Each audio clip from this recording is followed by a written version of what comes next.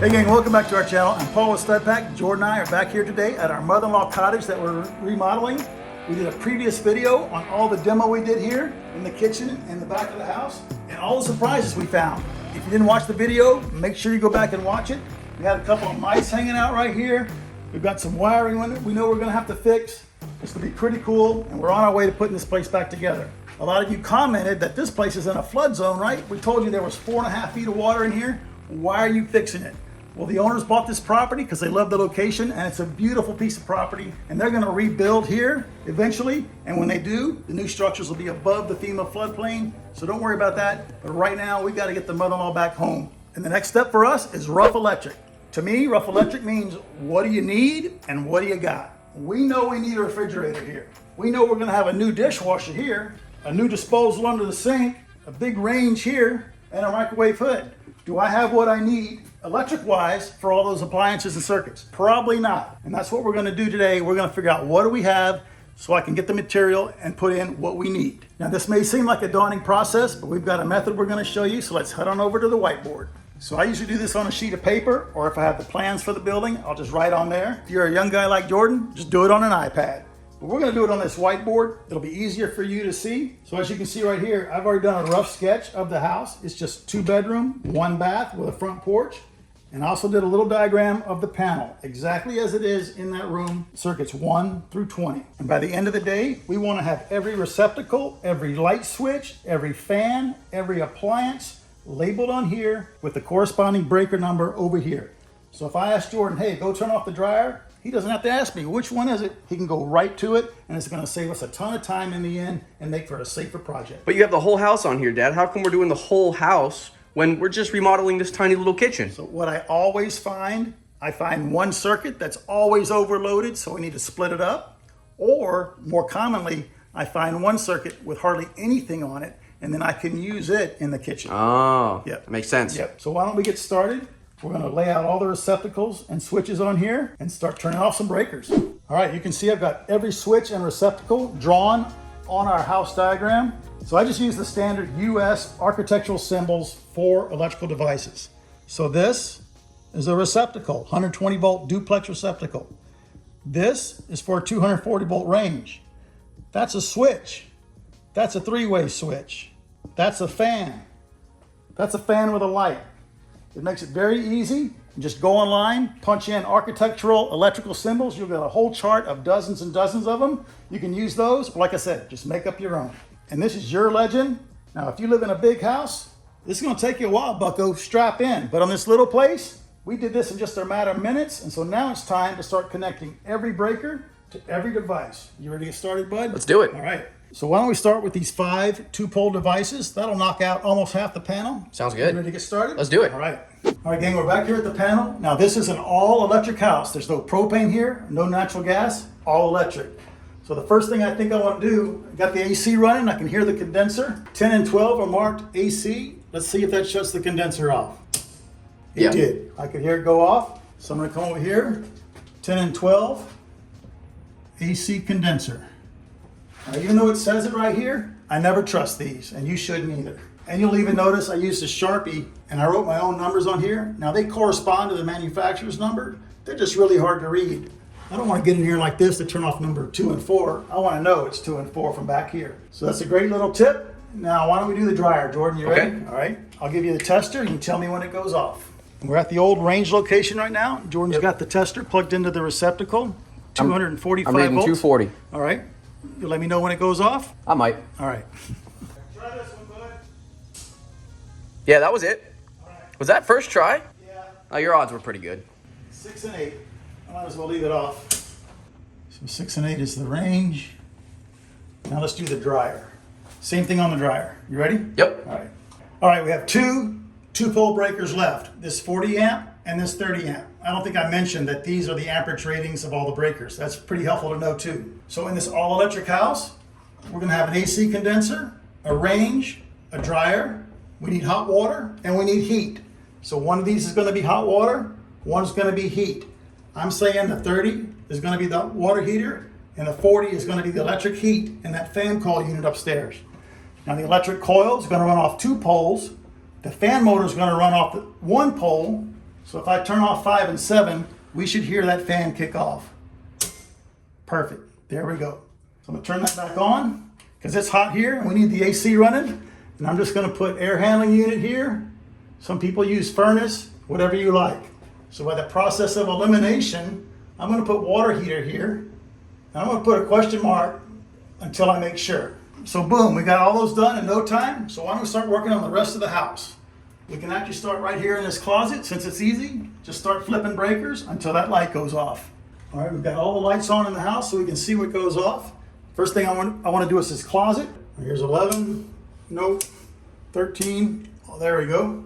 And I saw the hall light go off too. So we know the hall light and the closet light are 13. I'm just gonna mark those two. And why don't we start in the master bedroom? I have a suspicion that the light and all the receptacles are the same circuit. You want to head in there and let me know when they go off? Sure. All right. Okay.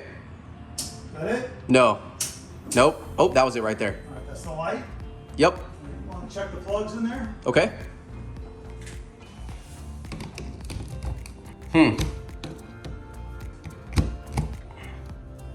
Okay. They're all off. Yeah, it's off. Yeah, those are all off, man. All right. So the whole bedroom, all 5 of them. 1, 2, 3, 4, 5. So it's pretty cool that the bedroom is on one circuit. I'm sure this bedroom is on a circuit. That'll make it easy for us. And all we're doing, gang, we're just using a receptacle tester to see when that receptacle goes off. I actually have one of these. It's almost the same size. It's by Circuit SIREN. Has a little buzzer that goes off and on when the power's off and on. I actually use it all the time, but today we're using this, and we'll put a link below in the description for that little circuit siren tester. It could save you a lot of walking. As you can see, everything's marked. I just want to point out a couple of things. See these two right here? This one's in the bedroom, this receptacle, and this receptacle is in the living room. They are back to back.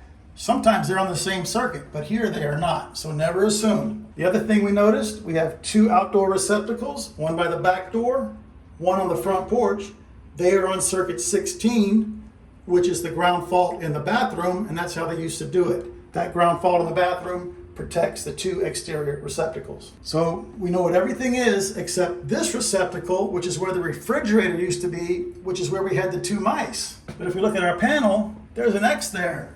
We don't have a breaker. So I have a suspicion that those 2 mice, when they tripped the breaker, his little head was against the hot screws on the side of the receptacle. His poor little tail was wrapped around the ground, and he kept creating a fault, and this thing kept tripping. So they just had it removed, not knowing there was a mouse creating a fault in that breaker. So I think there's a little bit more to the story behind this panel. I'm gonna glove up, and let's take this cover off.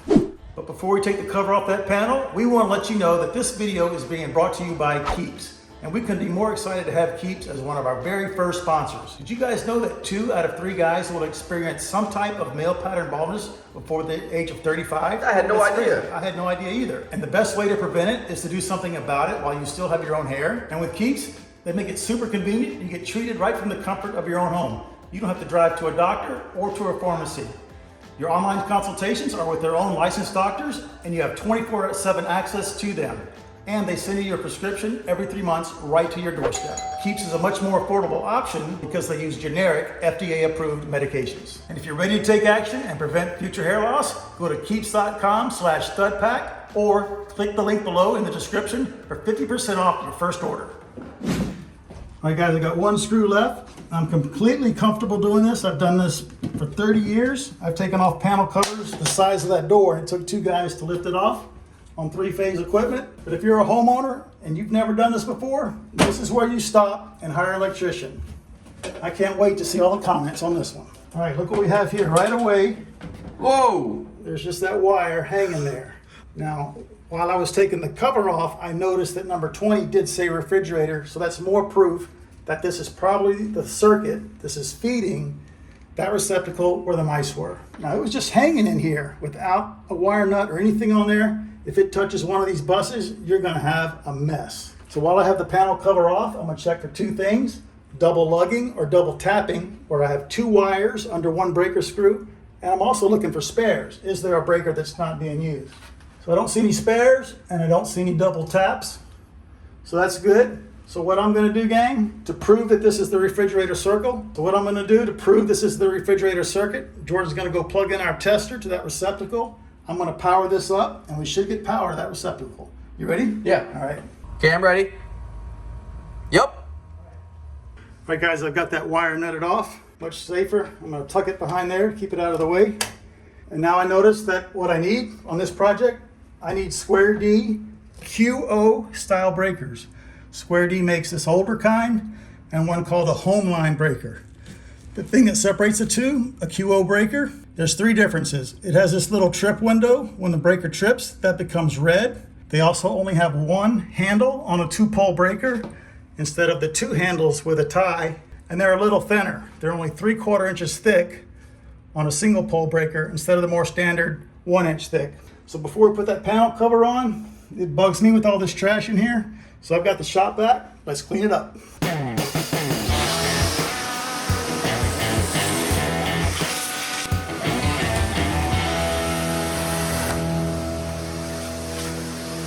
right, let's put the cover back on, and then we're going to take you in the kitchen and show you something pretty crazy. And another reason the rough electric stage is so important is because of this old range receptacle. Not only are we identifying all these circuits, we're inspecting them. We're making sure we have a proper ground. So we are going to change this. It's got to be moved, but this is what I'm talking about.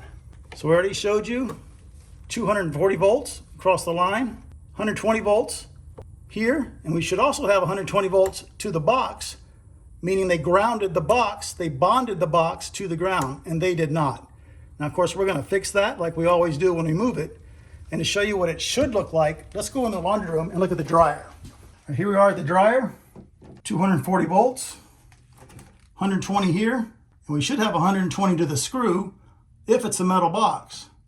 There we go. So we know we got a metal box, and they bonded the box to the ground. Good job. So this was probably original, Yep. and that was probably remodeled. Right. Now, this is all 3-wire. A modern home would have 4 wires. The ground and the neutral are going to be separated. And on top of this not being grounded, they ran the wrong wire. Look at this. This is number 10 for a 50 amp range. So that's all got to be ripped out all the way back to the panel, and we'll run new number 6 copper all the way across the house for the new range. I mean, not we. Right. We're not going to run it. Somebody else will. And we didn't forget about these up here. Number 13 used to feed the old hood that was here. And this was the circuit that fed those receptacles that were buried behind the drywall. If you saw that in the demo video, it's circuit number 19. That's also labeled. So now we know what we got. Now we know what we need. I got the shopping list made. We can go to the store, get all our boxes, get all our cable, and start putting in the rough electric. And we know how much you guys are liking the electrical content. We're gonna bring you some more on this house as we rough wire, rough electric, this new kitchen. And if you don't have enough power going to your like button because you're pressing it so much because of stud pack videos, now you know how to trace that circuit, replace it, get more power to your like button, smash it for us, drop us a comment, ask a question, and we'll see you on the next video.